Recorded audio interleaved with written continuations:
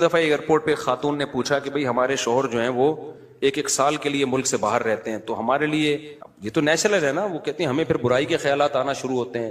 تو انہوں نے کچھ سوال پوچھے، وہ حیا کے خلاف ہیں، میں اس کو نہیں یہاں ڈسکس کر سکتا. میں نے ان سے کہا میاں کے علاوہ آپ کے پاس کوئی راستہ نہیں ہے اپنی خواہش پوری کر. تو وہ کہنے لگے پھر ہم کیا کریں، میاں بھی مجبور ہے. وہ کہہ رہے میں کیسے، اور اپنے ساتھ رکھ نہیں سکتا میاں، کیونکہ جو ہے وہ اس کے پاس اتنی تنخواہ نہیں ہے کہ بیوی کو رکھ سکے. تو چند کیس ایسے ہوتے ہیں. اصولی طور پر تو میاں کو چاہیے اللہ پہ توکل کرے، غریب بھی ہے نا اپنے ساتھ اپنی بیوی کو رکھے. کوئی بات نہیں، میاں بیوی دونوں روکھی سوکھی مل کے کھا لیں گے، کم پہ گزارا کر لیں گے. جو بیویوں کو چھوڑ کے ایک سال دو سال کے لیے باہر جاتے ہیں، یہ شریعت میں بالکل پسندیدہ نہیں ہے. اللہ نے بیوی کو صاحبہ کہا ہے، ساتھ رہنے والی.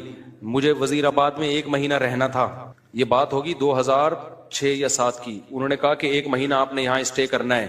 بیانات کے سلسلے میں نا مسجد 1 مہینے کے لیے میرے حوالے کی تھی. تو میں نے کہا بھائی میں تو بیگم کے بغیر 1 مہینہ نہیں رہ سکتا. بچے بھی تھے میرے، تو میں نے کہا 1 مہینہ میں نہیں رہ سکتا، مجھے بیگم بچے چاہیے، ان کا بھی ٹکٹ دو تو میں یہاں رہوں گا، ورنہ نہیں رہوں گا. تو انہوں نے پھر بیگم بچوں کا بھی ٹکٹ دیا. گھر والوں کے ساتھ رہ لیتے ہیں آدمی تمیز سے، ورنہ بیگم کے بغیر ہمارے لیے تو بڑا مشکل ہے اتنا لمبا عرصہ رہنا. مجبوری میں رہنا پڑتا ہے تو ایک الگ بات ہے، لیکن ہے مشکل کام. چاہے کتنے بھی آدمی کے میاں بیوی میں جھگڑے ہو نا، نہیں رہ سکتا بھائی. تو 1 سال کے لیے پتہ نہیں کیسے رہ لیتے ہیں لوگ بیگم کے بغیر. ٹھیک ہے ان کی مجبوری ہوتی ہے، میں مانتا ہوں، لیکن اس میں کوشش کرو اللہ پہ توکل کرو. بیگم روکھی سوکھی کھا لیں گے، لیکن اللہ میاں نے بیگم کو صاحبہ کہا ہے قرآن میں. صاحبہ کا مطلب ساتھ رہنے والی. صاحبہ کا کیا مطلب ہے؟ ساتھ رہنے والی. تو اس کا مطلب جب شادی ہو گئی تو وہ پھل ترو کی طرح تمہارے ساتھ چپک گئی ہے. پھول ترو کی طرح اس لیے کہہ رہا ہوں کہ لوگ پسند نہیں کرتے، لیکن اللہ نے اس کو آپ کے ساتھ کیا کر دیا ہے، اب جہاں جاؤ گے بیگم صاحبہ ساتھ ہوں گی. شارٹ ٹائم کے لیے جانا ایک الگ بات ہے، لانگ ٹائم کے لیے جانا ہے تو بیگم آپ کے ساتھ اللہ نے بولو چپکا دیے. وہ خود بھی گناہ سے بچے گی، تم بھی گناہ سے بچو گے. تو اس لیے یہ طریقہ ٹھیک نہیں ہے سال کے لیے میاں بیوی کا دور رہنا. اور پھر خواتین بھی پریشان ہوتی ہیں. تو گناہ کسی کے لیے بھی حلال نہیں ہے. میں نے اس خاتون سے کہا کہ 1 سال آپ کا شوہر باہر ہے، کیا اس کے لیے حلال ہے گناہ کرنا وہاں پہ؟ جب اس کے لیے حلال نہیں ہے تو آپ کے لیے بھی حلال نہیں. تو اللہ میاں نے صرف یہی رکھا ہے کہ ایک دوسرے کی خواہش پوری کر سکتے ہیں میاں بیوی، اس کے علاوہ ان کے پاس کوئی آپشن نہیں ہے. تو اب پھر بھی نہیں آ رہا میاں، تو میں نے ان خاتون کو یہ کہا کہ اپنے آپ کو بزی رکھیں. آپ کیا کر رکھیں بھائی؟ کوئی پازیٹیو ایکٹیویٹیز میں اپنے آپ کو کھپا دیں. ایسی موویز تو ویسے بھی ٹھیک نہیں ہے دیکھنا، خاص طور پہ فحش موویز دیکھنا، اور ٹک ٹاک پہ صبح و شام بے حیائی. تو جب یہ انسان کی عادت ہے، جب وہ اپنے آپ کو کسی پازیٹیو کام میں لگا دیتا ہے نا، تو چند دن پھر یہ جھٹکے لگیں گے، اس کے بعد انسان نارمل. کئی لوگ ہیں جو 1 سال گھر سے باہر رہتے ہیں، مجبوری میں بیویاں بھی رہتی ہیں، وہ گناہ نہیں کرتے. وجہ کیا ہے کہ وہ سوچتے ہی نہیں نا اس بارے میں، وہ اپنے آپ کو بزی رکھتے ہیں، مصروف رکھتے ہیں. تبلیغی جماعت میں سال کے لیے لوگ جاتے ہیں. میں تو اس کو صحیح نہیں سمجھتا بیگم کو، جوان بیوی کو چھوڑ کر جاؤ آپ. لیکن بہرحال جو جاتے ہیں تو وہ گناہ تھوڑی کرتے ہیں، بچے رہتے ہیں، کیونکہ وہ ایک خاص ترتیب میں اپنے آپ کو جوڑ چکے ہوتے ہیں. بہرحال یہ نہیں ہے اس کو. تبلیغ جماعت میں سال کے لیے جا رہے ہو، اگر شادی شدہ ہو بیگم کو بھی لے کے جاؤ ساتھ میں. ہم تو یہی کہتے ہیں تبلیغ والوں سے بھی، بھائی اگر سال کے لیے جا رہے ہو نا، تو یہ زمانہ بہت خطرناک زمانہ ہے. حضرت عمر نے جہاد میں نہیں چھوڑا تھا، تو یا اس کے لیے جو ہے وہ ایجڈ ہو گئی ہے، بوڑھی ہو گئی ہے، ایک الگ بات ہے. لیکن آج کل بہت مسائل کھڑے ہونے کا خطرہ ہوتا ہے. لوگ کہتے ہیں نہیں فلاں سال کے لیے گیا کوئی مسئلہ نہیں ہوا. بھائی مسئلہ ہونے پر حکم کا مدار نہیں ہے، فتنے پر حکم کا مدار ہے، خوف پر. بے پردگی جب ہوتی ہے تو لازمی زنا نہیں ہوتا، لیکن زنا کا خطرہ ہوتا ہے. تو خطرے کی بیس پہ شریعت نے عورت کو پردے کا حکم دیا ہے، سمجھ رہے ہو؟ تو آپ اپنی بیگم کو 1 سال کے لیے، جوان بیوی ہے، اس کو چھوڑ کے چلے گئے تو ضروری نہیں کہ وہ برائی میں لگے، لیکن برائی کا خطرہ ہے نا. تو خطروں کی بیس پہ حکام دیے ہیں شریعت نے. برائی کا یقین ہو پھر تو بالکل ہی حرام ہے. تو خطرے کی بیس ہے، خطرہ اس بات کا. اس لیے اتنا لمبا بیگم کو چھوڑ کے جانا ٹھیک. اور میں آپ سے بتاتا ہوں، دیکھو جس کو بیوی کے حقوق دینے ہو نا، اپنی بیٹی کو سامنے رکھ کے سوچ لے. آپ یہ چاہتے ہو کہ آپ کی بچی کی شادی ہو اور داماد اس کو 1 سال کے لیے چھوڑ کے چلا جائے، تو آپ اپنی بیٹی کے لیے پسند کرو گے اس بات کو؟ تو جو اپنے کے لیے پسند نہیں کر رہے، دوسروں کی بیٹیوں کے لیے کیوں پسند کر رہے ہو اس بات کو؟ بھائی یہ تو غلط ہے نا. تو اس لیے یہ اچھے لوگوں کی علامت نہیں ہے. ہاں تبلیغ میں اللہ کے لیے قربانی دے رہے ہوتے ہیں، لیکن بیگم کو بھی لے جاؤ یار. سمجھتے ہو کہ نہیں سمجھتے؟ یا پھر شادی کے بغیر پہلے سال لگا لو، شادی کی ہے تو پھر بیگم کو ساتھ لے کے جاؤ. تو بڑے مسائل کھڑے ہونے کا خطرہ ہوتا ہے آج کل. تو اس لیے اس میں جب، اور اگر نہیں ہے کوئی صورت نہیں بن رہی ہے، تو پھر اپنے آپ کو مثبت ایکٹیویٹیز میں اتنا کھپا دو.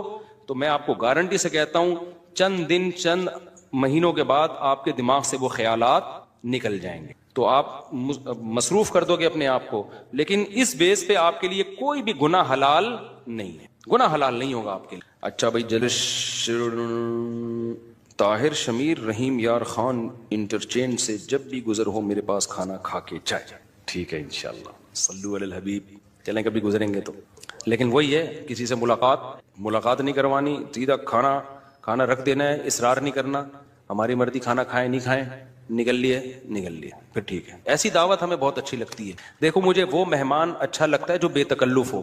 آپ سمجھتے ہو نا میری اس پوری تقریر سے کہ میں لوگوں سے ملنا نہیں چاہتا، ایسا نہیں ہے۔ بے تکلف آدمی مجھے پسند ہے۔ میرے پاس 3 دن بھی لوگ ٹھہر کے جاتے ہیں جو میرے رشتے دار نہیں ہیں، لیکن یہ وہ لوگ ہیں۔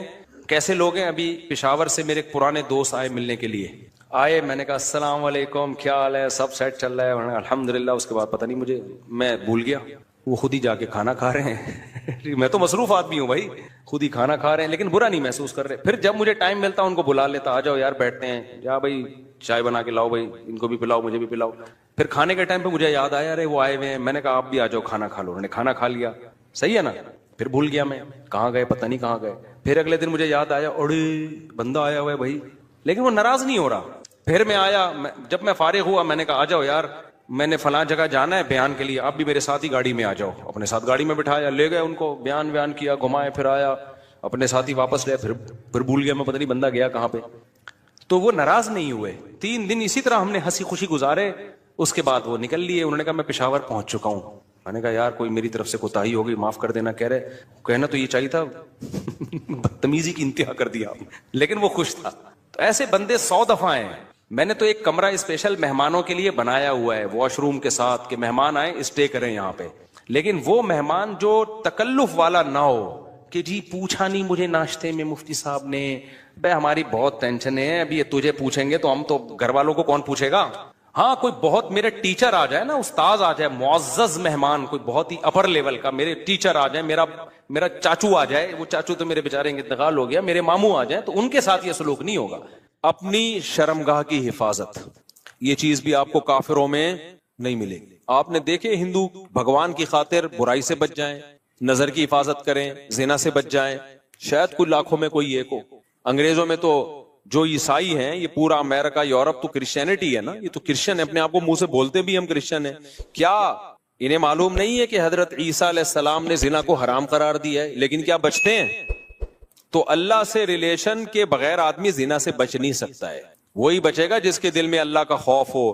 اللہ کے خوف کے علاوہ کوئی ایسی پاورفل موٹیویشن اب تک ایجاد ہی نہیں ہوئی ہے جو مرد کو زنا سے روک دے۔ کوئی موٹیویشن ایسی ہے ہی نہیں، کیونکہ زنا بہت زیادہ انسان پہ اس کا غلبہ ہوتا ہے، اس سے بچنا بہت مشکل ہے۔ کیسے روکے گا کوئی ڈاکٹر آپ کو؟ کیسے روکے گا؟ اس سے صحت خراب ہوگی، اس طرح روکے گا آپ کو؟ وہ کہے گا اس سے خاندانی نظام تباہ ہو جائے گا، تو اگلا کہے گا میرے کرنے سے کیا نظام تباہ ہوگا؟ تو پوری دنیا جب زنا چھوڑے گی تو نظام بحال ہوگا نا، میرے اکیلے سے کیا ہوتا ہے؟ وہ آپ کو کہیں گے اس سے ایڈز پھیلتا ہے، تو لوگ کہیں گے ٹھیک ہے ہم ایڈز کی جو بچنے کی تدابیر اختیار کر لیں گے۔ کوئی آپ سے کہے گا کہ جی آپ کا پیسہ اس سے برباد ہو جائے گا، تو آدمی کہے گا ایک دفعہ کر لیتا ہوں، جب برباد ہونے لگے گا تو نہیں کروں گا۔ ہر چیز کا شیطان جواب آپ کو دے دے گا۔ اس کے لیے سوائے اللہ سے ریلیشن کے کہ آپ کو کس کا خوف ہو؟ اللہ کا۔ وہ آگ میں ڈالے گا اگر میں نے زنا کیا، وہ آگ میں ڈالے، وہ برباد کر دے گا زندگی میری۔ زانی کو آخرت میں سزا بعد میں ملتی ہے، دنیا میں سزا پہلے۔ دنیا کی سزا پتہ ہے کیا ہے زانی کی؟